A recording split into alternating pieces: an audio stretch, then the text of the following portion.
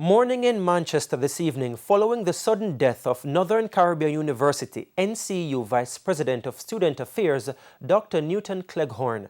He reportedly complained about feeling ill and was rushed to hospital about 3 o'clock this morning and died sometime later. It's reported that he passed away from complications associated with COVID-19. He was 67.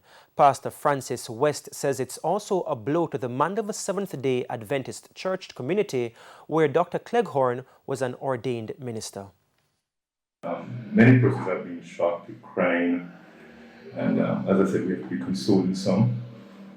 So that is one of the things that we have to be dealing with here. It was a shock for us, a very shocking event, because we didn't know if he was sick or anything like that. It was so sudden. He says the church will continue to encourage members to get vaccinated against the coronavirus.